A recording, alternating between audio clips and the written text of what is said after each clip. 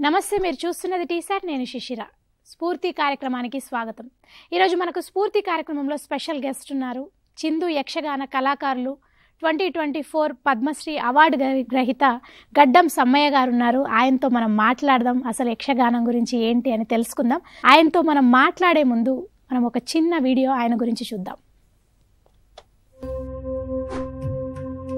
ప్రముఖ చిందు యక్షగాన కళాకారుడు పద్మశ్రీ అవార్డు గ్రహీత గడ్డం సమ్మయ్య గారితో టీసాట్ స్ఫూర్తి కార్యక్రమానికి స్వాగతం. 5 దశాబ్దాలుగా తన కులవృత్తిగా వస్తున్న యక్షగాన కళని భవిష్యత్ తరాలకు అందించే లక్ష్యంగా యక్షగాన కళను వన్నె తెచ్చారు గడ్డం సమ్మయ్య. ఆయన సేవలను గుర్తించిన కేంద్ర ప్రభుత్వం పద్మశ్రీ అవార్డుతో సత్కరించింది. జనగామ జిల్లా దేవరుంపుల మండలం అప్పిరెడ్డిపల్లి గ్రామానికి చెందిన గడ్డం సమ్మయ్య కుటుంబ పరిస్థితుల కారణంగా కేవలం 6వ తరగతి వరకే చదువుకున్నారు. ఆ తర్వాత తన తండ్రితో కలిసి కులవృత్తి అయిన చిందు యక్షగాన ప్రదర్శనలో పాల్గొనేవారు. 16 ఏళ్ల వయసులో తొలిసారిగా తండ్రితో కలిసి చిన్ని కృష్ణ వేషధారణతో నాటక రంగంలోకి అడుగుపెట్టారు. అలా 5 దశాబ్దాలుగా 19,000కు పైగా ప్రదర్శనలతో తనకంటూ ఒక ప్రత్యేకతను చాటుకున్నారు. ఉమ్మడి ఆంధ్రప్రదేశ్ రాష్ట్ర ప్రభుత్వం గడ్డం సమ్మయ్యకు కళారత్న హంస పురస్కారంతో సత్కరించింది. 1995లో అప్పటి గవర్నర్ గా కృష్ణకాంత్ చేతుల మీదుగా స్వర్ణ కంకణాన్ని అందుకున్నారు. తెలుగు యూనివర్సిటీ నుండి ప్రతిభ పురస్కారాలు, ఇలా ఎన్నో అవార్డులు ఆయనను వరించాయి. చిందు యక్షగాన కళ అంతరించిపోకుండా సాంస్కృతిక వారసత్వాన్ని సమాజానికి అందించే లక్ష్యంగా తన స్వగ్రామం అప్పిరెడ్డిపల్లిలో 2000 సంవత్సరంలో యువ కళాక్షేత్రాన్ని స్థాపించారు.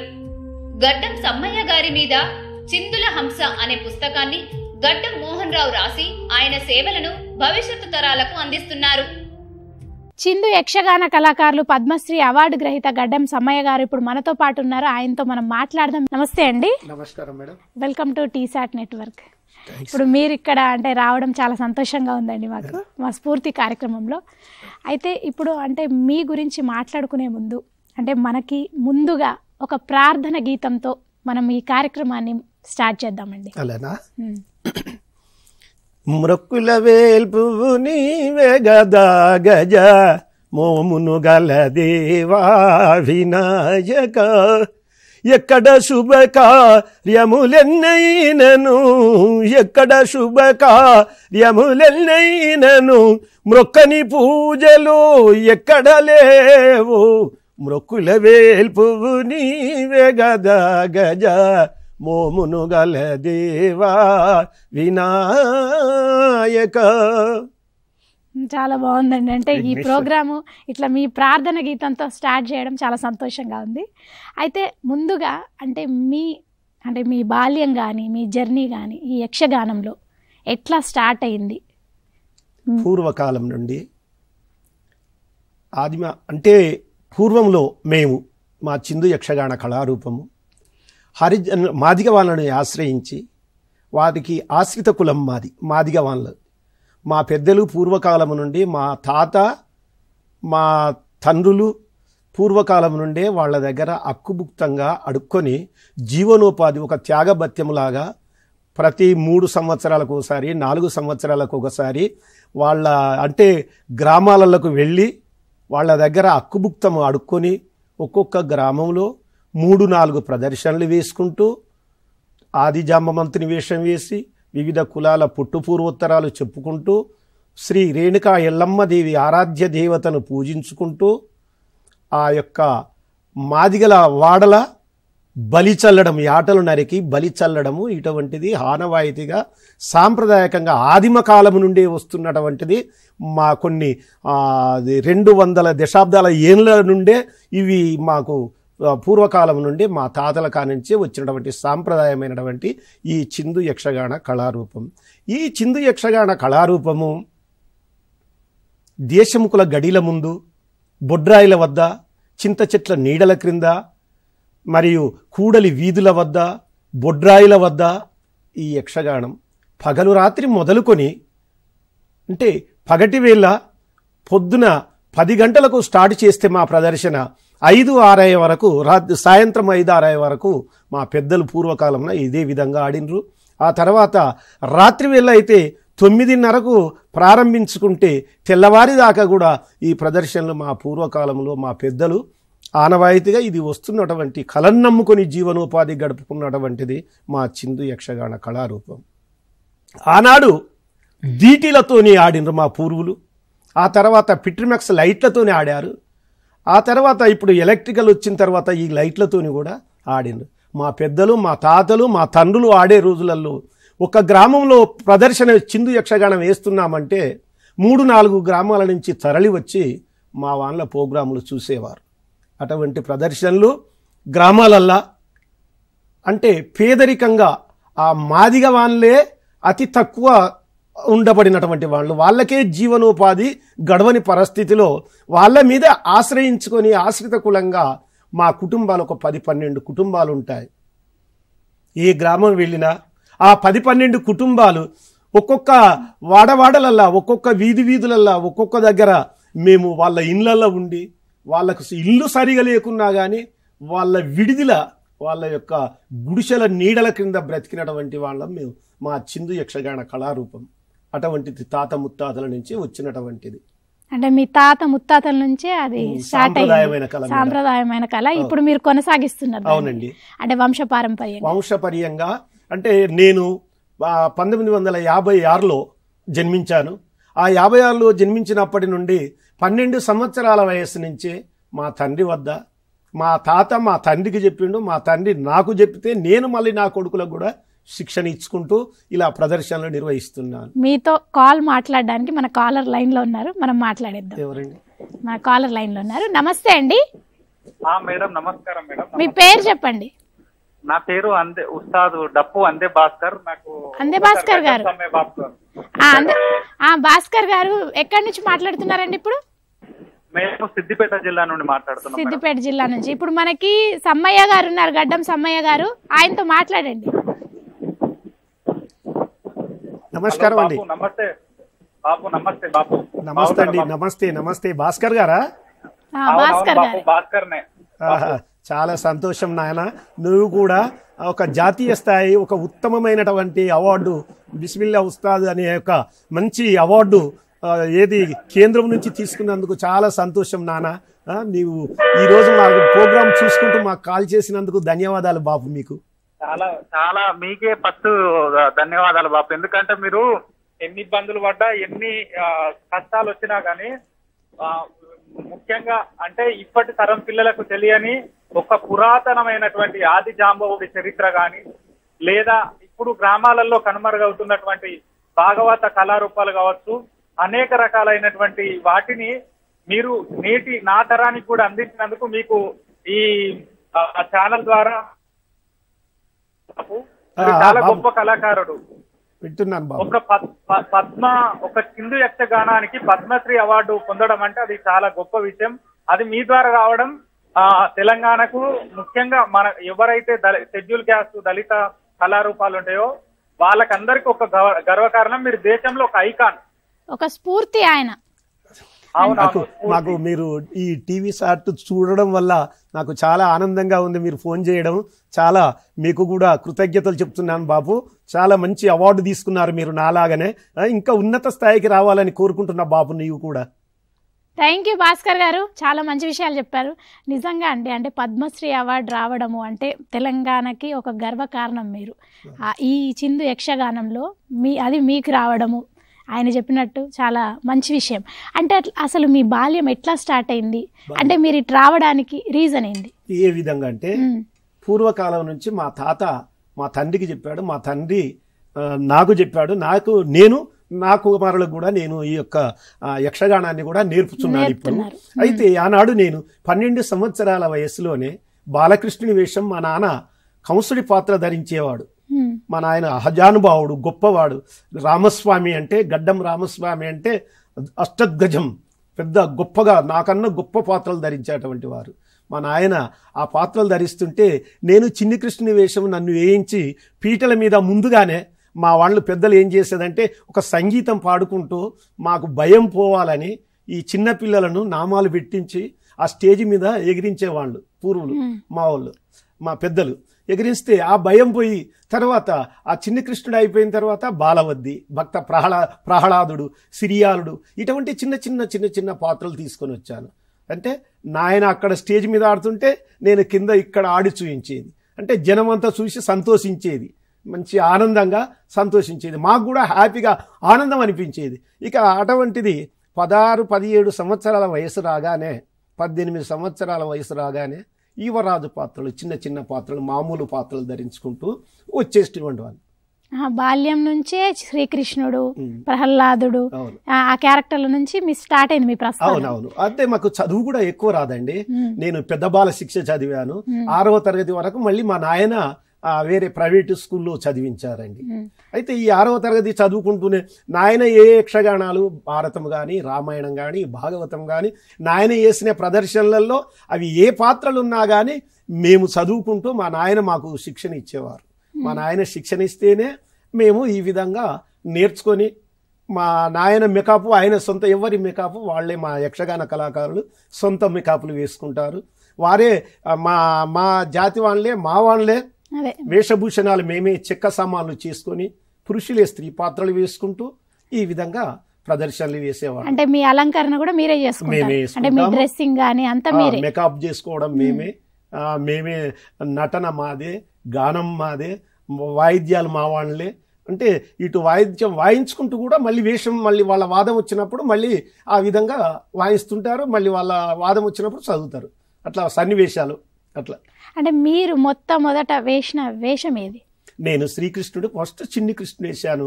అది అయిపోయిన తర్వాత ఇక బాలవద్దిరాజు, ప్రహ్లాదుడు ఇటువంటి వేసుకుంటూ రాగానే ఇక 22 సంవత్సరాలు 25 సంవత్సరాల వయసులోన కీచకుడి పాత్ర, అంటే కొన్ని పాత్రలు నాకు అంకితమైనటువంటివి.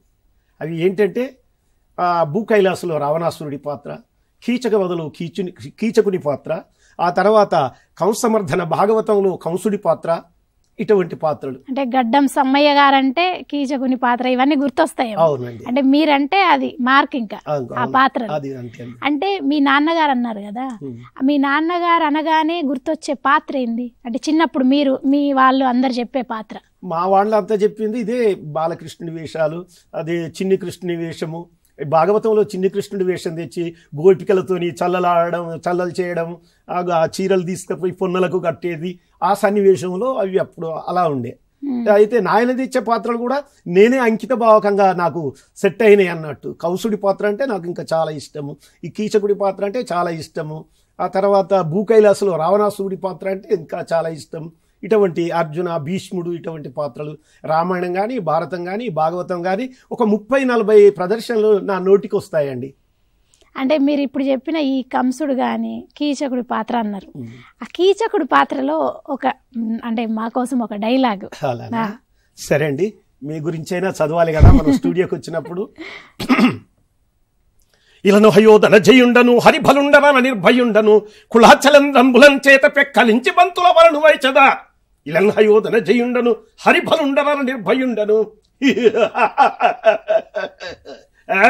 దంతి వైరి బలుడ, గజ వైరి బలుడ, సింహ బలుడ, కీచక నామధేయుండను, శత సైన్య సమేతుండను, సహస్ర కరివైరి బలుడ. అలా అతి సముత ఏ మురోషనల్ పువి నరేషులకు బాహుభీషణల్ దురస్ఫూర్తి పర భయాభూత కూడా తిరోహితుల తత్తరిల్లా చేసడి. అట్లా డైలాగ్ చెప్పేస్తుంటే యాక్షన్ వచ్చేసి ఇవన్నీ యాక్టింగ్ గా వేసుకుంటూ వచ్చి ఆ నుండి వచ్చి నేనే కీచక నామధేయుండెను, సుధేష్టదేవి అనుజుడను, నేడిప్పుడే నా అక్క సన్నిధానమునకు వెళ్ళదా. అక్క వందరములు మీకిదే. అక్క దగ్గరికి పోయి అక్కడ పాండవులు అరణ్యవాసంలోన, అజ్ఞాతవాసంలో ఉన్నప్పుడు విరాటుని కొలువుకూటంలోన అక్కడ ఉండబడినటువంటి వారు ద్రౌపది మారు రూపమున, అంటే సైరంధ్రి రూపములో ఆ సుదేష్ణాదేవి విరాటుని ఇంటిలోన సుదేష్ణాదేవి గారి దగ్గర మాలిని పని చేస్తున్నది. ఆ మాలిని చూసి ఆయన భీముని భయమునకు కొన్నాళ్ళు ఆ పాతాళమున దాగి ఉన్నాడు. ఆ పాతాళము నుంచి బయటికి వచ్చిన తర్వాత అక్క సన్నిధానమునకు రాగానే ఆ మాలిని రూపంలో ఉండబడినటువంటి ద్రౌపదీదేవిని గాంచి కీచకుడు ఏమంటున్నాడంటే, ఆహా అక్క వందనములు మీకిదే, వందనమక్కగారు నిజవాసము కుశలమే గదా నందను కుమారి నారి సమూహము సేవకాదులు పొందుగ క్షేమమరయా పొంత మెలంగు రంగు బోని మందమరాలగామిని మానిని ఎవ్వరో నాకు చెప్పవే అక్కా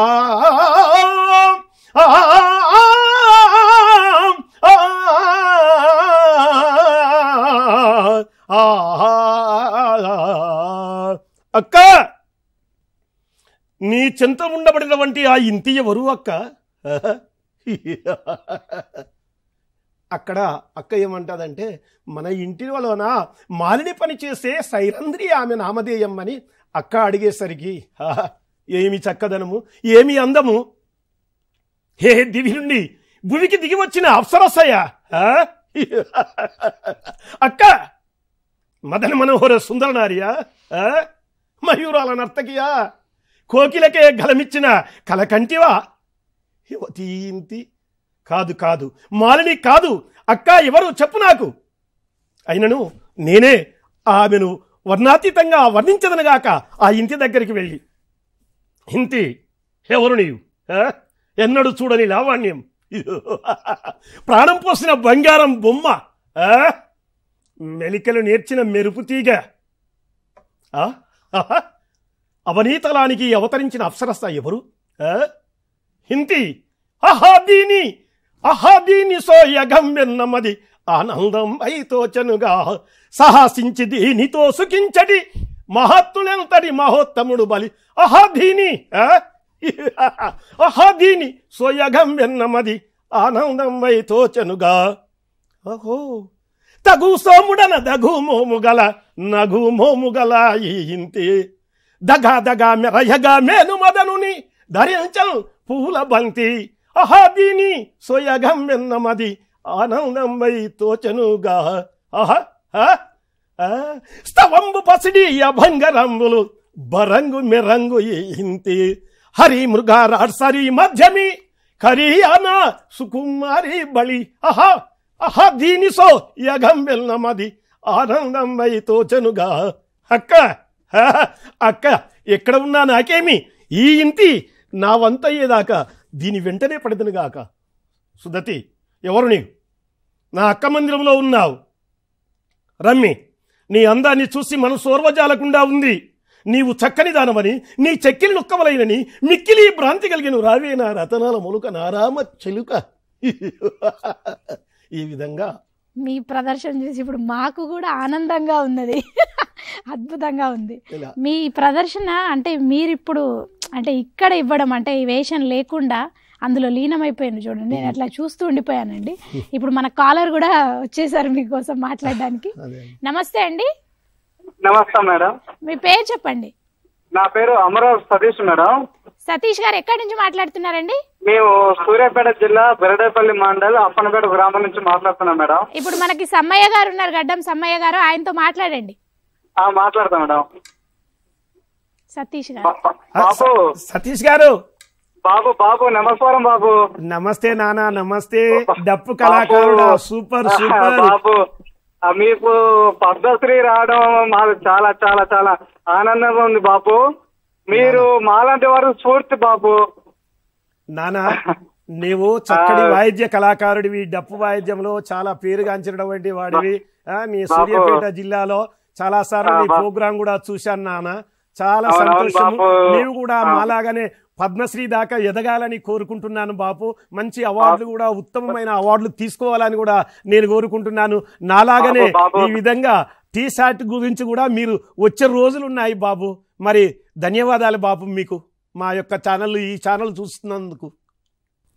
థ్యాంక్ యూ అండి సతీష్ గారు. థ్యాంక్స్ ఫర్ కాలింగ్ అండి. ఇప్పుడు అసలు అంటే మనకి మీరు పద్మశ్రీ రావడం అనేది చాలా మంచి విషయం. సో పద్మశ్రీ రావడం మీకు ఎట్లా అనిపించింది? పద్మశ్రీ అంటే ఇది జన్మస్మృతం. నా తల్లిదండ్రులు చేసుకున్నటువంటి పుణ్యం. మా తల్లి చండికాంబ, మా తండ్రి రామస్వామి వాళ్ళు చేసుకున్న పుణ్యం కొద్దీ నాకు ఈ అవార్డు రావడం అని ఆనందంగా అనిపిస్తున్నది మేడం. ఎనలేని ఆనందంగా ఉంది. ఈ పద్మశ్రీ రావడానికి కూడా చాలా కారణాలు ఉన్నవి, చెప్తాను మేడం, తర్వాత చెప్తాను. మేము మా స్టోరీని ముందు తీసుకున్నారు కాబట్టి. అయితే 1991లో మేము ఈ యొక్క చిందు యక్షగాన కళాకారుల సంఘాన్ని స్థాపించాను మేడం. చిందు యక్షగాన కళాకారుల సంఘాన్ని స్థాపించి దానికి అధ్యక్షుడిగా నేనున్నాను. పెద్ద భిక్షపతి అనే ఆయన ఉపాధ్యక్షుడు, మా నాయన గౌరవాధ్యక్షుడు, ఆ తర్వాత రాసాల భుజంగము అని ఆయన కార్యదర్శి, సంయుక్త కార్యదర్శి గడ్డం పరశురాములు, కోశాధికారి గడ్డం గణపతి, యాదగిరి తదితరులు, శ్రీనివాసు, ప్రభాకరు, వీళ్ళంతా ఒక 12 మందితోని మేము ఒక 10 సంవత్సరాల పాటు ప్రభుత్వ సంక్షేమ కార్యక్రమాలైనటువంటిది కూడా ఈ యొక్క హరిజనుల ఇళ్లలోనే పోషకంగా హరిజనులే మమ్మల్ని సాస్తున్నారు కాబట్టి మాకు వెళ్ళలేని స్థితి మేడం. మేము బ్రతకలేని స్థితిలో ఉన్నాము. చాలా నాళ్ళు కూలినాలు కూడా పోయినటువంటి వాళ్ళం, కడిపేదరికంగా. అంటే మా బ్రతుకు రాత్రంతా రాజులం, తెల్లారితే బికారులం, రంగస్థలంపైనే రారాజులం, నిజ జీవితంలో దుర్భరులం, కాలే కడుపుల మహారాజులం మేడం. అటువంటి స్థితిలో కూలినాలి చేసుకుంటూ మా తండ్రులు మా తాతలు ఈ విధంగా జీవనోపాధి గడుపుకుంటూ ఈ కళను నమ్ముకొని ఈ కళను బ్రతికించుకుంటూ ఇన్నాళ్ళ దాకా ఇప్పటిదాకా కూడా ఈ కళను తీసుకొని వచ్చినటువంటి వాళ్ళు మా పెద్దలు. మేము కూడా ఈ కళను మర్చిపోకుండా, దీన్ని అంతరించిపోకుండా ముందు భావితరాలకు అందించే విధంగా కూడా ఈ కళను బ్రతికించాలనే ఉద్దేశంగా మేము ఈ కళను నమ్ముకునే జీవనోపాధి గడుపుతున్నాం. ఇది ఎల్లలేని పరిస్థితిలో ఒకానొక సమయమున జిల్లా సమాచార పౌర సంబంధాల శాఖ నుండి 90లోనే మాకు ప్రభుత్వ సంక్షేమ అభివృద్ధి కార్యక్రమాలు దీని మీద మేము ప్రదర్శనలు చేసేవాళ్ళం.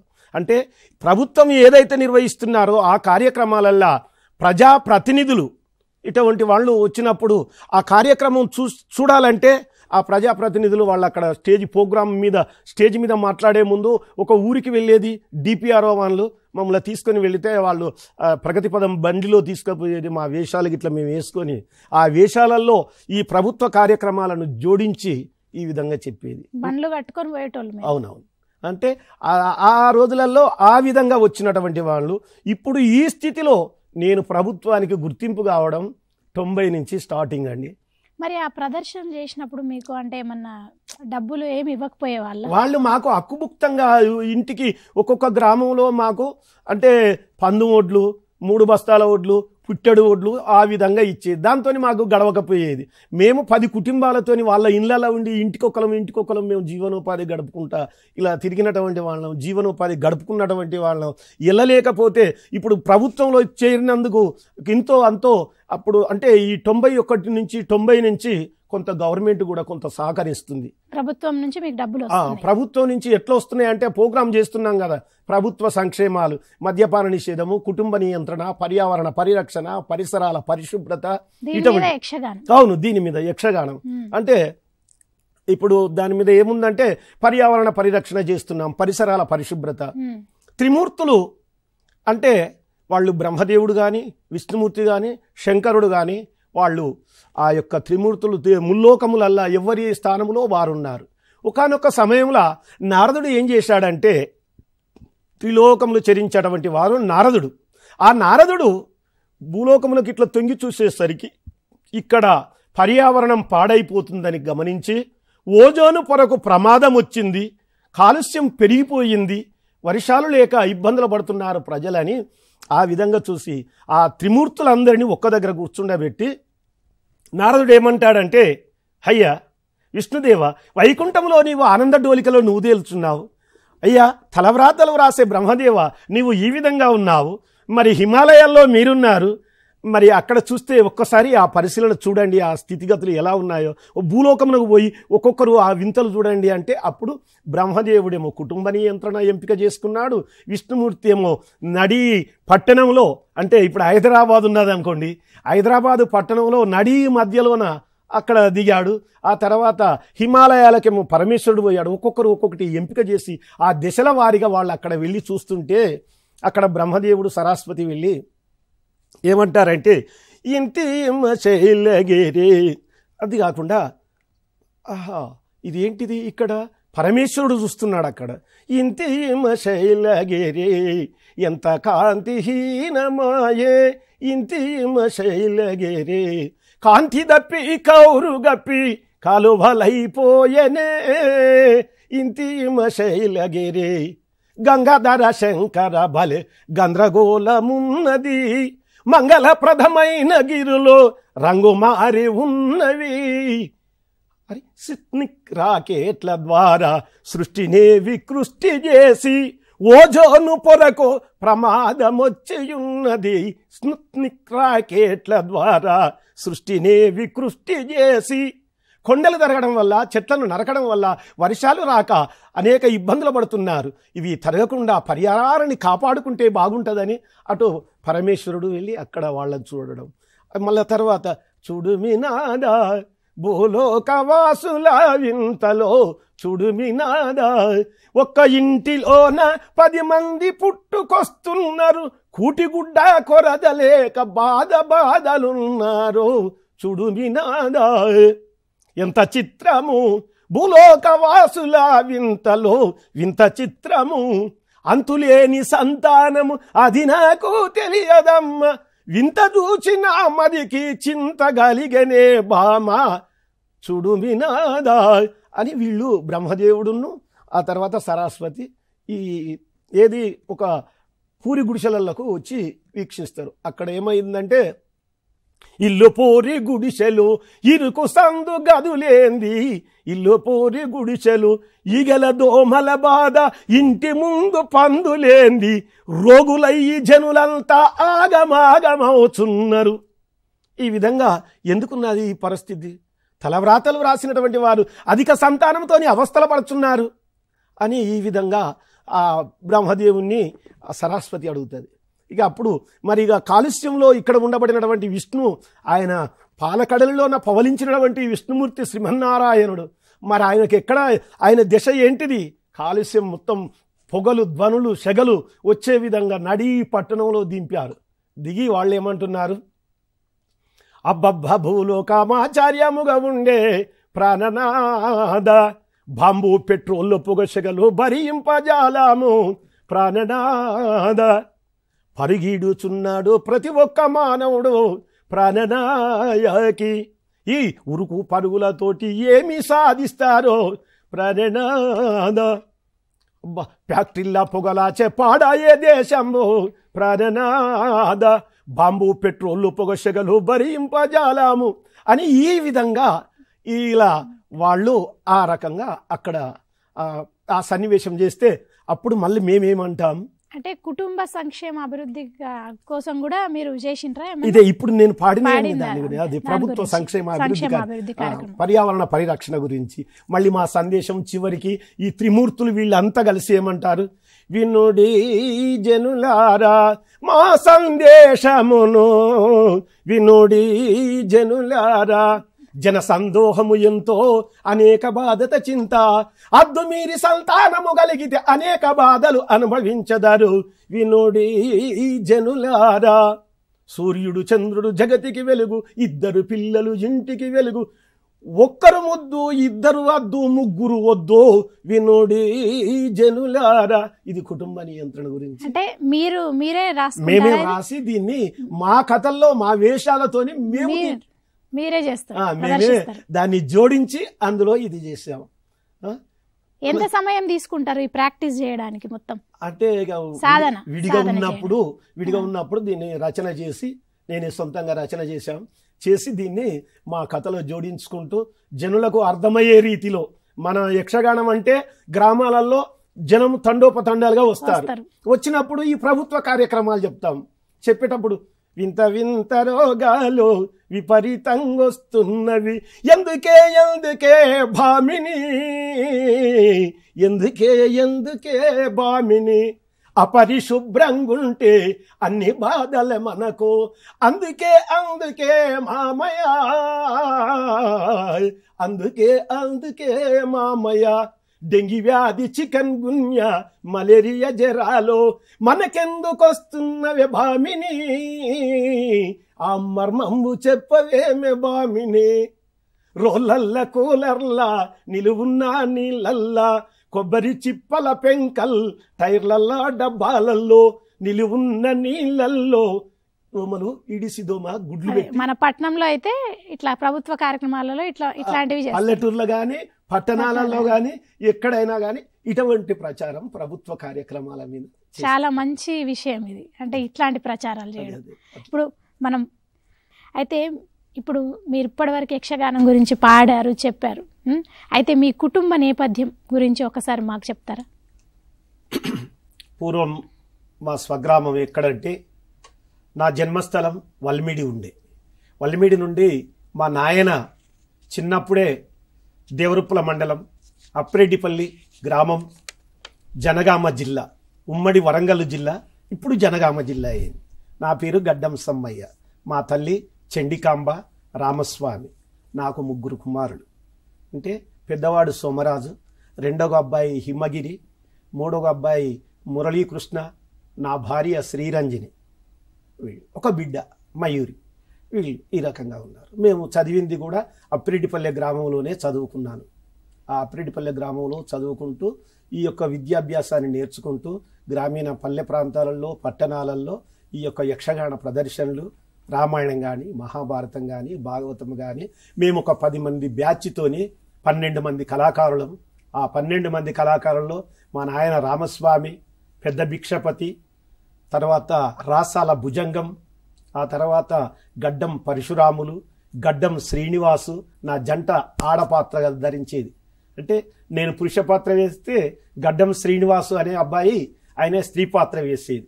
ఆయన ఏ పాత్రకైనా షూటబుల్, బాగా అందగాడన్నట్టు, మంచి డ్యాన్సర్, మంచి అనుకూలంగా నాతోని పాత్రలలో చాలా పేరు తెచ్చుకున్నాడు. నా అంత పేరు ఆయనకు కూడా ఉన్నది గడ్డం శ్రీనివాస్కు. ఆ తర్వాత రాసాల ప్రభాకరు, ఆ తర్వాత పరశురాములు, యాదగిరి, గణపతి మా తమ్ములు, మా ఇంకో రెండో తమ్ముడు వెంకటయ్య, ఆయన మొన్ననే స్వర్గస్థులయ్యారు. అంటే మీ కుటుంబం మొత్తం ఉంది యక్షగానం? యక్షగానంలో అందరం మా కుటుంబ యావత్తుగానే, అంతా గడ్డం వాళ్ళ కుటుంబాలే ఎక్కువ ఉన్నవి. అందరం అంటే ఆయా గ్రామాలల్లో వాళ్ళు స్థిరపడి ఉన్నారు. ఈ ప్రోగ్రాం అనేసరికి అందరం ఒక దగ్గర కూడి మేము ప్రదర్శనలు ఊళ్ళ పొంటి అక్కుబుక్తంగా బయలుదేరి ఆటలు పాటలు ఆడుకుంటూ తిరిగేవాళ్ళం. అంటే ఇప్పుడు మీ నాన్నగారి కళా వారసత్వం మీరు కొనసాగిస్తున్నారు. అవునండి. మరి మీ వారసత్వాన్ని ఇప్పుడు ఎవరు కొనసాగిస్తున్నారు? నా పెద్ద కొడుకు సోమరాజ్, ఆయన స్త్రీ పాత్రలు వేస్తాడు, తర్వాత పురుష పాత్రలు కూడా వేస్తాడు, జూకర్ పాత్రలు వేస్తాడు. ఇప్పుడు మీకు ఒక్కొక్క ప్రదర్శనకి ఎంత టైం పడుతుంది? ఎట్లాంటి జాగ్రత్తలు తీసుకుంటారు మీరు? ప్రదర్శనకు పోయే ముందు ఇవన్నీ పెట్టుకోవాలి, ఇవన్నీ ఉంటాయి కదా. అవునండి. ఎట్లా జాగ్రత్తలు మేము తీసుకుంటారు? ఒక కూడలి వీధి కాడ వేయాలన్నా, ఒక బొడ్రాయి వద్ద వేయాలన్నా, ఒక దేశముఖి గడి ముందు మా ప్రదర్శన వేయాలన్నా మేము ఒక 6 కర్రలు తీసుకోవాలి. ఒక చాందిని అంటారు పైన కట్టేది, అదొక చాందిని, ఒక పర్ద, ఇది మధ్యన అడ్డ పర్ద కడతాము. రాజువేషం కానీ రాణివేషం కానీ వెళ్లే ముందు ఆ పర్దను గుంజితే ఇట్లా బయటికి వచ్చి ఆయన వృత్తాంతం చెప్పుకుంటారు. ఆ పాత్రధారుని యొక్క వృత్తాంతం చెప్పుకునేవాళ్ళు. అట్లా ఉంటదండి. అంటే ఎంత సమయం పడుతుంది? అంటే మేము మేకప్ వేసే వరకు 1 గంట టైం పడుతుందండి. అందరు మేకప్ చేసుకునే వరకు 1 గంట టైం పడుతుంది. అంతవరకు దాకా విడిగా ఉన్నటువంటి వాళ్ళు ఎవరి పాత్ర వచ్చినప్పుడే వాళ్ళు వేసుకొని బయటకు వస్తారు. విడిగా ఉన్నప్పుడు విడిగా ఉన్న వాళ్ళు ఏం చేస్తారంటే సంగీతం కొంతవరకు దాకా వాయిద్యాలు వాయించుకుంటూ ఇతరమైనటువంటి పాటలు పాడుకుంటూ వేషం వచ్చేంత వరకు దాకా అక్కడ రాగానే ఒక జూకర్ పాత్ర వస్తుంది. జూకర్ పాత్ర రాగానే అన్ని వేషాలు వెంట ఒకరి తర్వాత ఒకరు వస్తారు. ఎంత సమయం పడుతుంది ఒక్క ప్రదర్శనకి? ఒక్క ప్రదర్శనకు అంటే మేము 9 గంటలకు 9:30కు ప్రదర్శన స్టార్ట్ చేస్తే రాత్రి వేళ తెల్లవారాలండి. అది తెల్లవారాలి. ఆ తెల్లవారిన తర్వాత మళ్ళీ ఇక పగటి వేళ అయితే 10:30కు ప్రదర్శన స్టార్ట్ అయింది అనుకోండి, మళ్ళీ సాయంత్రం 6-7 అయ్యేదాకా కూడా జనం లేచిపోకుండా చూస్తారు. అంటే మీరు వాడుతూనే ఉంటారు ఒకరెనక ఒకరు వచ్చి. ఇప్పుడు రామాయణం కానీ భారతం కానీ భాగవతం కానీ ఏదైనా కానీ అన్ని పాత్రలు వచ్చుకుంటూ అందులో జూకర్ పాత్రలు అంటే ఆకట్టుకుంటాయి. ప్రజలను ఆకట్టుకునే విధంగా మేము జనాన్ని లేవనీయకుండా జోకర్ పాత్ర ఉంటాడు, బఫూన్ గాడు అంటారు, బుడ్డర్ కామ్ అంటారు మా దాంట్లో. అటువంటి పాత్రతోని కూడా కొన్ని జోక్స్లు వేసుకుంటూ రాత్రి వేళ అయితే నిద్రపోకుండా ఆ జోక్స్ పాత్రలతోని అలా కొంత నడుస్తుందండి. అంటే ఇప్పుడు మీరు స్థాపించిన ఈ యక్షగాన సంఘం గురించి ఒకసారి చెప్పండి. సంఘాన్ని స్థాపించాము 91లో స్థాపించి అన్ని ప్రభుత్వ సంక్షేమ అభివృద్ధి కార్యక్రమాలు మధ్యప్రదేశ్, బిలాయి, ఒరిస్సా, తంజావూరు, కర్ణాటక, హంపి, హర్యానా, ఢిల్లీ ఇటువంటి ప్రదర్శనలు కూడా చాలా వేశాను. అందులో ఆ 91 నుంచి మొదలుకుంటే ఇంతకుముందు నేను చెప్పిన ఆ బృందం ఉన్నది చూడండి, ఒక 10 సంవత్సరాల పాటు 19,000 ప్రదర్శనలు ప్రభుత్వ సంక్షేమ అభివృద్ధి కార్యక్రమాల మీద డిపిఆర్ఓ ద్వారా ప్రదర్శనలు చేశాం. తెలంగాణ భాషా రాష్ట్ర సాంస్కృతిక శాఖ ఆంధ్రప్రదేశ్ ఉన్నప్పటి నుంచి కూడా, ఉమ్మడి రాష్ట్రం ఉన్నప్పుడు కూడా ఆ విధంగా తెలంగాణ రాష్ట్ర ఇప్పుడు ఈ తెలంగాణ వచ్చినప్పటి నుంచి కూడా మేము తెలంగాణ భాషా సాంస్కృతిక సంచాలకులు ఇప్పుడు ఉన్నటువంటి మామిడి హరికృష్ణ గారి చొరవతోనే కూడా అనేకమైనటువంటి ప్రోగ్రాములు చేస్తున్నాం. అప్పుడు మాకు సహకరించినటువంటి వాళ్ళు కేవి రమణాచారి గారు ఉన్నారు, ఆ తర్వాత బిపి ఆచార్య గారు, ఆ తర్వాత బుర్రా వెంకటేశం గారు, వీళ్ళందరూ ఉండి మనకు ఈ విధంగా జరిగినాయి. అట్లా జరుపుకుంటూ కూడా మేము తీసుకున్నటువంటి అవార్డులు కూడా మాకు చాలా వరకు ఇచ్చారండి. అంటే ఇప్పుడు మీరు ప్రదర్శించే ప్రదర్శనలకు డబ్బులు ఏమైనా ఇస్తున్నారా? ఇస్తున్నారండి. ఇస్తేనే ఆ డబ్బులైనా కానీ మాకు సరిగా పారితోషికాలు అందుతలేవండి, సరిపోనట్లేదు.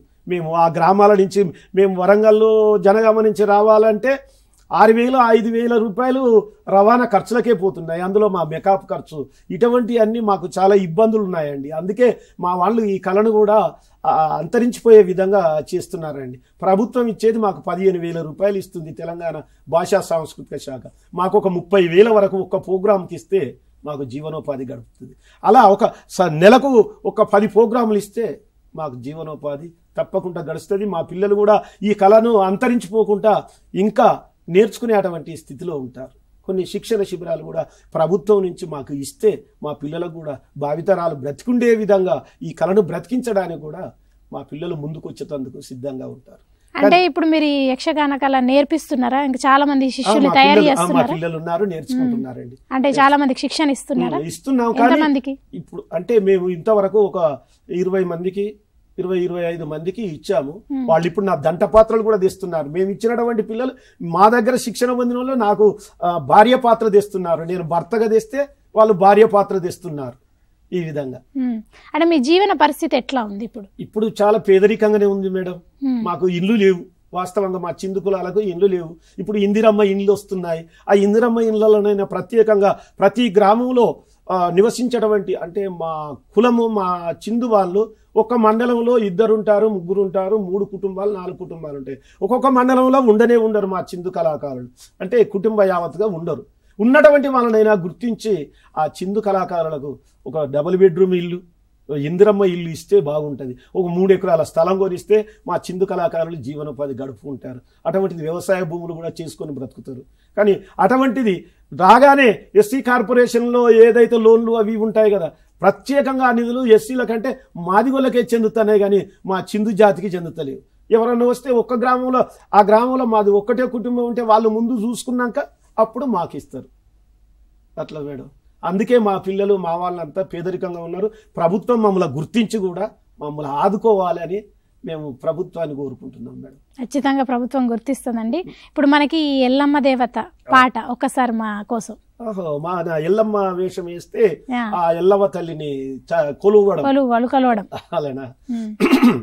ఎల్లమ్మ దేవి ప్రపల్లవదరి పరిపూర్వదయానిదే ఎల్లమ్మ దేవి అలిదేవి మా పాలగలుగు దయనేలు సుమ్మి నీ మేలు గోరెదములోల నేత్రి కరుణాల వాల జగమూల పెక్కు వేషాలు వేసి బేతాల బ్రహ్మ గ్రహాల దయ్య మంత్రభూతాలకెల్ల భల్ మూల విరాటుని దుష్టులకెల్లను కొట్టినట్టియా గట్టి దానవని ఇంటి శరణంటి గాని మా బంటు వాళ్ళు మా చంటి వాళ్ళు బ్రతికుంటే చాలు ముక్కొంటి పాదములు దప్పినట్లుగా ఎల్లమ్మ దేవి చాలా మేలు వైభాలు మెరయు రత్నాలు కీలు కడియాలు బోలు పతకాలు నీల మేఘాలు మీద అందేలు పాంజేవులు పైన పవడాలు చేతిలోడాలు చెంప కల్లీలు నత్తు కెంపోలు ముక్కు పోగులు బుక్క గూలాలు చేత ముక్కులు ఒక్క ప్రొద్దోలు ఎల్లమ్మ దేవి ప్రపల్లవదయ పరిపూర్వదయానిదే. మన కాలర్ రెడీగా ఉన్నారు. మీరు ఎప్పుడు పాడుతున్నారో అప్పుడు కాలు వచ్చేస్తున్నది. నమస్తే అండి మేడం. నమస్కారం మేడం. మీ పేరు చెప్పండి. నా పేరు గడ్డం రఘుపతి, గ్రామం తొర్రూరు, మండలం పాలకుర్తి, జనగామ జిల్లా. గడ్డం రఘుపతి గారు ఇందాక మీ గురించి కూడా చెప్పడం జరిగింది మనకి. మాట్లాడండి. తమ్ముడు రఘుపతి నమస్కారం అన్నగారు. నమస్తే నమస్తే. మన అన్న చాలా నా దంట పాత్ర మీరు ఇందాక చెప్పారు కదా. ఇప్పుడు శ్రీనివాసు, ప్రభాకరు, రఘుపతి, రఘుపతి. శ్రీపతి వీళ్ళంతా మా యొక్క కుటుంబానికి వర్తించినటువంటి వాళ్ళు. ఓకే, మాట్లాడండి రఘుపతి గారు. అన్నగారు చాలా సంతోషకరమైన ముచ్చట. మీరు అక్కడికి వెళ్ళడం మాకు కూడా ఆనందకరము. పద్మశ్రీ తీసుకోవడము, అక్కడికి వెళ్ళడం మాకు చాలా ఆనందకరం అనిపిస్తుంది సార్. చాలా సంతోషము తమ్ముడు. మీరు కూడా నాలాగా మీరు కూడా ఉన్నత స్థాయికి రావాలి. నీ స్త్రీ పాత్రలు కూడా ఇందులో మళ్ళీ ఏది వీడియో కాల్లో చూయిస్తారు, నీ పాత్ర కూడా చూయిస్తారు. నాతో జంట పాత్ర వేసింది కూడా మేడం గారు చూయిస్తారు లైవ్ లో, చూద్దురు గాని. సరే సార్, ఒకటి అన్నగారు, ఒక్కటి మన జాతికి మేలు చేకూర్చాలి. మీరు సెంట్రల్ గవర్నమెంట్ గానీ గవర్నమెంట్ గానీ మన తరపున వాదించినట్టు తమరు అక్కడ మాట్లాడాలి సార్. మాకు అన్ని అనుకూలంగా అన్ని వేళలో సదుపాయాలు కావాలి. అందుకే కోరుకుంటున్నాను కదా, ఏ గ్రామంలో నివసించేటువంటి కళాకారుడికి ఆ గ్రామంలో ఇందిరమ్మ ఇల్లు కానీ, డబుల్ బెడ్రూమ్ ఇల్లు కానీ, 3 ఎకరాల భూమి కానీ, ప్రత్యేకమైనటువంటి నిధులు ఎస్సీ కార్పొరేషన్లో ఏవైతే ఉన్నాయో మనకు చిందు కార్పొరేషన్ అనేది ప్రత్యేకంగా ప్రభుత్వం పెట్టి నేరుగా మన చిందోళ్లకు అందే విధంగా ఉండాలని కోరుకుంటున్నాను నేను ప్రభుత్వాన్ని. తమ్ముడు ఓకే అండి, థ్యాంక్ యూ సో మచ్ అండి. ఇప్పుడు మనకి అంటే బాలనాగమ్మ, మాయల పక్కీరు, దీని గురించి ఒక్కసారి మాకోసం. బాలనాగమ్మలో మాయల పక్కీరు అంటే అందులో మాయల పక్కీరు ఏమంటారు డైలాగ్? హే మాతా మహాకాళి, త్రిశూలపాణి, త్రిలోక రక్షణి, చండి ప్రచండి, కామ్యకర్త సిద్ధి ప్రదాహిని, హే మహేశ్వరి, మాతా భవభయ సముద్రి, శంకరి శాంభవి, పాహిమాం మాతా పాహిమాం. నమో మాతా నమో. సహస్ర శీర్షక బందరి, సకల లోక వశీకరణానిధి, దేవి భవాని, భగవతి స్వరూపిణి, ఇచ్చరూపిణి, వరప్రసాదిని, హోం నాం భగవతి, హోం కాళి మహాకాళి, హం త్రిపురవాణి, శాంభవి, శాం నాం భాం దీం దీం, క్లీం క్లీం, క్షాం క్షాం, దళబల శక్తి మూషకవాహని, లంబోదర ప్రారంభ పూజిత, ఓం మహిషాసురమర్దని. అయినను నాకేమి అనవరత సలోచన నిక్షేపము, జీవితానికి భయం లేదు, అమరము అనుభవాలకు కొదవలేదు, అనంతము నాకేమిటి రా కపాలి. రారాజులను కొల్లగొట్టి రత్నాలు చేస్తున్నాను రా, అందకత్తెలను పసిగట్టి వారితో కుచి చేస్తున్నాను రా, నా వంటి వారితో పగను పెట్టుకున్న నా యొక్క మంత్రదండము చేత వారిని హంతం చేస్తానురా. హోరీ కపాలి, నా హాయి అడుగుతున్నావా? ఏరా సప్త సముద్రాల కావలగల కీకారాణ్యములోన సింహశార్ధుల మదమత్తేపాల మందల నడుమ ఊడకు 1001 భూతాలున్న మంత్రాల మరిలోన ఆకలి ఆకలి అని అలమటించే బారకూర రాక్షసులు కావలి కాచే చూపు మేరకు 10 ఆమెడకలు విస్తరించిన తత్తైల కాసారములోన కన్నులు మిరుగుట్టు కొలిపే 7 మిద్దెల బంగారు మేడలోన కట్టగడపడి బురుజులోన కాలకూట విసజ్ఞాలు బుసకొట్టే సర్పాల నడుమ వజ్ర వైడూర్యాలు దాపిన పగడపు తీగ పంజరాలలో ఉన్నాయిరా ఈ పక్కిరి ఉసురులు. ఇన్నింటి నడమ నిక్షిప్తమైన నా ప్రాణులురా, నరమానవ సురసుర యక్ష గరుడ గంధర్వ సిద్ధ సాధ్యులు అసాధ్యమురా ఈ పక్కిరి ఉసురులు. ఇప్పుడు ఈ మీ చిందు భాగవతం ప్రస్థానం ఎట్లా ఉంది అంటే, మీ చిందు భాగవతంకి సంబంధించి? చిందు భాగవత ప్రస్థానం అంటే ఇదే విధంగా కొనసాగుతుంటదండి. గ్రామాలలో కానీ ఇప్పుడు మారుతున్న కాలానుకూలంగా, అప్పుడేమో ఒక రకంగా ఉండే ప్రదర్శనలు పెద్దలు వేసినప్పుడు, ఇప్పుడు మారుతున్న కాలానుకూలంగా బట్టి ఇప్పుడు మనం వేసేటువంటిది 6-7 గంటల ప్రదర్శనను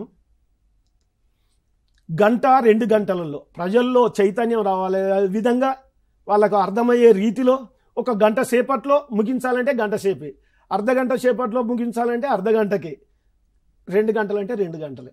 అంటే మారుతున్న కాలానుకూలంగా ఈ డైలాగులు కానీ ఈ మాటలు కానీ ఇవన్నీ ఈ విధంగా చేస్తుంటాం మేడం. రోజుకి ఎన్ని గంటలు ప్రాక్టీస్ చేస్తారు మీరు?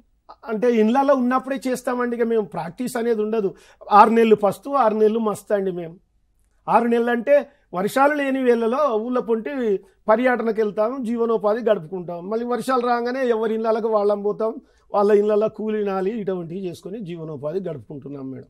చిందు యక్షగానం కాకుండా మళ్ళీ వేరే కూలినాలి కూడా చేసుకుంటాము. కూలి పనులకు కూడా మా ఆడవాళ్ళు పోతారు. మా ఆడవాళ్ళు కూడా మళ్ళీ మాకు వంత పాటలు పాడతారు. మా ఆడవాళ్ళు కూడా తాళాలు వాయిస్తారు. మేము స్టేజ్ మీద ఎగురుతుంటే మా ఆడవాళ్ళు కూడా వెనక కోరస్ పాడుతుంటారు. అట్లా అండి. మీరు ఇప్పుడు అన్నారు కదా స్త్రీ పాత్ర అని, అంటే స్త్రీ పాత్ర అంటే స్త్రీలు పోషించకుండా పురుషులే పోషిస్తుంటారు యక్షగానంలో. ఎంతమంది ఉంటారు యక్షగానంలో? యక్షగానంలో స్త్రీ పాత్రలు ధరించినటువంటి వారు గడ్డం శ్రీనివాసు, రాసాల ప్రభాకరు, గడ్డం రఘుపతి, ఆ తర్వాత గడ్డం శేషాద్రి, గడ్డం పాణి, గడ్డం వెంకటాద్రి, ఇటువంటి వాళ్ళు మా. నేను అనేది యక్షగానం మీరు మొత్తం ఒక ప్రదర్శన ఇస్తారు, ఒక ప్రదర్శనలో ఎంతమంది ప్రదర్శిస్తారు అంటున్నారు? అంటే ఇప్పుడు మహాభారతంలో ఉంది, అందులో ఒక 2 పాత్రలు వస్తాయి, లేడీస్ పాత్రలు, ఆడి పాత్రలు. ఆ ఆడ పాత్రలు ఒక రోజు 2 వేస్తారు, మరొక రోజు ఇంకో ప్రోగ్రాంలో ఇంకో 2 వేస్తారు, మారుతారు అన్నట్టు. అట్లా ఒక్కరే వేయకుండా ఎప్పటికీ ఒకరు మెయిన్ పాత్ర, ఒకరు హీరో పాత్ర, ఒకరు విలన్ పాత్ర. ఇప్పుడు మా పురుష పాత్రలలో కూడా నేను ఒకరోజు విలన్ పాత్ర తెస్తా, ఒకరోజు హీరో పాత్ర తెస్తాను మేడం. ఇప్పుడు మీ యక్షగానాన్ని ఇంకా ముందుకు తీసుకెళ్ళడానికి మీ సంఘం ఎంతవరకు కృషి చేస్తున్నది? మా సంఘం కృషి చేస్తుంది, కానీ మాకు ఆదరణ లేకనే దీన్ని అంతరించిపోతుంది. కాబట్టి దీన్ని ఆబ్దాల చేయడానికే మా పిల్లలు సిద్ధంగా ఉన్నారు. ఇప్పుడు మాకు అవసరమే లేదని అట్లా పోగునీయొద్దు, భావితరాలు బ్రతికుండే విధంగా అంటే మా మీద ఒక డాక్యుమెంట్ కావాలి. మాది రేపు భావితరాలకు గుర్తించి ఉండాలంటే మా మీద ఒక డాక్యుమెంట్ ఉండాలి. పూర్వంలో అంటే ఇవి ఈ రకంగా ఉండే ఈ కళలు అనేది దాన్ని పోగొట్టకుండా కూడా ఉండాలని ఇప్పుడు మా పిల్లలకు మేము ఇస్తున్నాం శిక్షణ. తప్పకుండా నేర్చుకుంటారు వాళ్ళు. ఇప్పుడు చివరగా మీ ఒక యక్షగానం పాటతో మనం ఈ కార్యక్రమాన్ని ముగిద్దాం. ఇప్పుడు భాగవతం అన్నారు చూడండి, అది కంసుడి పాత్ర ఇంతకు ముందు అన్నారు కదా, ఆ కంసుడి పాత్రలు కూడా మరొక డైలాగ్. అంటే ఇప్పుడు యక్షగానంలోకి అనుకునే వాళ్ళు ఇప్పుడు ఎవరన్నా మీకు సంబంధించిన మీ వారసత్వము మీ కుటుంబాలకు సంబంధించిన వాళ్ళు రావాలనుకునేటోళ్లకు మీరేం చెప్తారు? మేము వారికి ఈ కళ బ్రతికుండాలంటే, రేపు భావితరాలకు ఉండాలంటే నాయన ఇవి నేర్చుకోవాలి, బాగుంటుంది మనం అని ఈ విధంగా చెప్తాను. వాళ్ళను మానివేయకుండా కూడా ఇప్పుడు నా ఇంట్లో నా వారసుడు నా కొడుకున్నాడు, గడ్డం సోమరాజు పెద్ద కొడుకు. నా పెద్ద కొడుకు ఆ కళను ఓనియకుండానే వాడు ఇప్పుడు స్త్రీ పాత్రలు తెస్తాడు, పురుష పాత్రలు తెస్తాడు, జూకర్ పాత్రలు తెస్తాడు, ఏ పాత్ర అయినా పర్వాలేదు. అట్లా ఈ విధంగా పిల్లలు కూడా ఆ విధంగా ఒకరి తర్వాత ఒకరు నేర్పిస్తూనే ఉన్నారు. ఒక్కొక్క ఇంట్లో ఒక్కొక్క వారసుడు ఉంటున్నాడు ఖచ్చితంగా. ఇంకా అందరు వారసులు 12 మంది ఉన్నారు అనుకోండి, మళ్ళీ 12 మంది ఆ వారసత్వం ఓనియకుండా ఉంచుతున్నాం. ఎవరినో ఒకరినైతే ఆ కళ మీద ఉంచుతున్నాం మేడం. అవును, ఓకే. మీ కళా వారసత్వాన్ని అట్లా కొనసాగిస్తున్నారు. ఇంకా ఎంత ముందుకు తీసుకెళ్లాలనుకుంటున్నారు చిందు యక్షగానాన్ని? మాకు ఒకటి ఈ ప్రత్యేకంగా ఈ శిక్షణ శిబిరాలు ఇవన్నీ పెడితే దాంతోనే మేము ఏదైనా పూర్వకాలం నుంచి ఎట్లా ఉందో అదే విధంగా కొనసాగడానికి ప్రభుత్వంలో మమ్మల్ని ఆదుకోవాలని కోరుకుంటున్నాను. నాకు ఈ అవార్డులు రావడం ఇవి దీంతోనే కాకుండా ఇప్పుడు ఇంతకు ముందులో మనం తీసుకున్నటువంటి అవార్డుల గురించి కూడా మీకు చెప్పడం జరిగింది. ఇప్పుడు మన కాలర్ లైన్ లో ఉన్నారు, మాట్లాడదాం. నమస్తే అండి. నమస్కారం మేడం. మీ పేరు చెప్పండి. Veerababu madam, Suryapet district madam. Veerababu గారు, ఇప్పుడు మనకి సమ్మయ్య గారు ఉన్నారు, ఆయనతో మాట్లాడండి. అయ్యా నమస్కారం అండి. నమస్కారం బాబు గారు. తమరు? Sir Suryapet district sir, Veerababu sir, Satish వాళ్ళ తమ్ముడు. వీరబాబు గారు బాబు, ధన్యవాదాలు బాబు. బాబు మీకు కూడా అదే విధంగా చాలా సంతోషంగా ఉంది సార్. సరే బాబు, చాలా మీరు మంచి డప్పు వాయిద్య కళాకారులు. మాకు కూడా సుపరిచితులే మీరు, మొదటి నుంచి కూడా మాకు గుర్తే. మీ వాయిద్యాన్ని కూడా చూశాము. మీరు కూడా ముందు భావితరాలకు మంచి పేరు రావాలని కూడా కోరుకుంటున్నాను. తప్పకుండా. ధన్యవాదాలు బాబు. మేడం గారు ఇప్పుడు థ్యాంక్ యూ అండి వీరబాబు గారు, thank you so much, thanks for calling అండి. ఇప్పుడు మనకి ఈ లాస్ట్ మన ఈ కార్యక్రమాన్ని మీ ఒక పాటతోటి మనం ముగిద్దాం. మీరు పద్మశ్రీ అవార్డు మీకు ఈ పద్మశ్రీ అవార్డు వచ్చింది కాబట్టి మీరు ఎక్కువ ప్రదర్శన ఏది చేసినరో ఆ పాటతో మనం ఈ కార్యక్రమాన్ని ముగిద్దాం. ఇప్పుడు అదే కంసుడు అంటే నాకు చాలా ఎంతో ఇష్టం. కంసుడి పాత్ర, దాని మీద ఒక డైలాగ్. దేవకి వసుదేవులను తీసుకుని వచ్చి వారికి పట్టుపుట్టంబులు ఆభరణములు ధరింపచేసి వారిని అంబర మార్గమున పంపించగానే ఆకాశవాణి నుండి ఆ విష్ణువే కృష్ణుడై నేను చంపుతానని ఆకాశవాణి చెప్పగానే ఆ శరీరవాణి పలికిన వాక్యములు నిశ్చయించుకొని దేవకి వసుదేవులను చంపడానికి ప్రయత్నిస్తాను. అంతలోనే వసుదేవుడు అడ్డగించి పుట్టినటువంటి కుమారులను పుట్టినట్లే నీ కరవాలమునకు ఇస్తానని శపథం చేస్తాడు. ఇచ్చి తీసుకుని వచ్చినాక 6 కుమారులు జన్మిస్తారు. ఆ 6 జన్మించగానే 6వ వాడు 8వ వాడు అష్టమాసురుడు నా శత్రు అయినా అప్పుడు నారదుడు నుండి ఏమయ్యా 6 కుమారులను తీసుకొని వచ్చి చంపకుండా వదిలిపెట్టావు, వాళ్ళు 6 అవుతారు, పుట్టేవాడు 8వ వాడు అష్టమాసురుడు, వీళ్ళంతా ఏకమైతే అప్పుడు నువ్వేం చేస్తావు అనేసరికి ఇక అప్పుడు నేను అంటాను, ఏమిటి కరవాలము నేను ఆచరించినది నేరమా, ఇతరుల దృష్టికి అదే నేరము. ఆనాడు దేవకి వసుదేవులను బంధించి శరశాల ఎందుంచినప్పుడు తల్లిదండ్రులు మాత్రమే కాక అర్ధాంగి అస్థిదేవి కూడా విమర్శించినది. విమర్శించిన వారందరూ హుమ్మగూడి యోసించి కథను ఇంతవరకు తీసుకుని వచ్చిరా. కాక నారాయణుడే ప్రత్యక్షించి ఆడిన అంతరాత్మకమా ఇది. ఏది ఏమైనప్పటికీ మధ్య కరవాలములను ఆ బలరామకృష్ణులను బలీయకుందునా. క్షణక్షణమునకు పీడకలలు వచ్చి మనసును మరింత రెచ్చుకొడుచున్నాయి.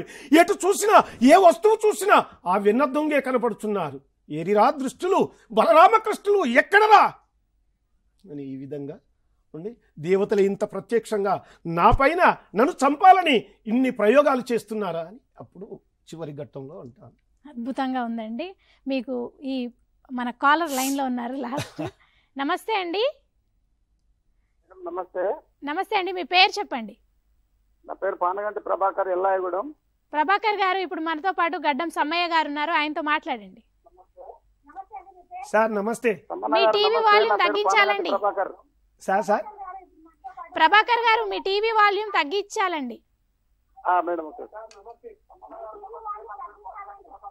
Okay madam. ఇప్పుడు మాట్లాడండి. చెప్పండి. సరే సరే ఓకే.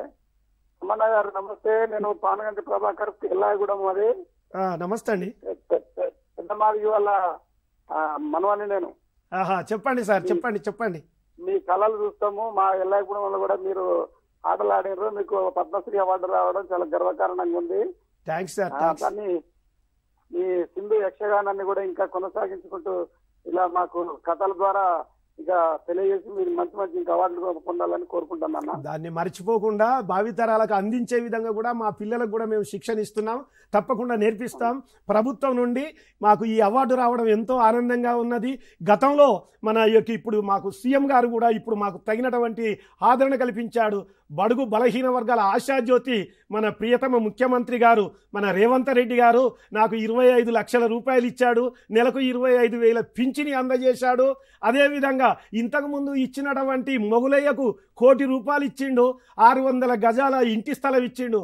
ఇప్పుడు కూడా మా ముఖ్యమంత్రి గారు నాకు కూడా అదే విధంగా ఇంటి స్థలాన్ని ఇస్తాడని ఆశిస్తున్నాను. ఓకే, థ్యాంక్ యూ అండి. Thanks for calling. ఓకే అండి, ఇప్పుడు మీకు వచ్చిన ఈ అవార్డు పద్మశ్రీ అవార్డు ఇంకా మీరు మరెన్నో అవార్డ్స్ తీసుకోవాలని, అంటే ఈ యక్షగానం ఇంకా ముందుకు తీసుకెళ్లాలని మేము నా తరఫున అండ్ మా టీసాట్ తరఫున మనస్ఫూర్తిగా కోరుకుంటున్నాం. థ్యాంక్ యూ సో మచ్ అండి. టీసార్ యొక్క సిబ్బందికి మరి అదే విధంగా మరి చూస్తున్న ప్రేక్షకులకు నా కళాభివందనాలు. ఇది ఇవాళ మన స్ఫూర్తి కార్యక్రమం. తిరిగి వచ్చే వారం మరో అంశంతో, అంటే మరో గెస్ట్తో మళ్ళీ కలుసుకుందాం. అంతవరకు చూస్తూనే ఉండండి టీసాట్.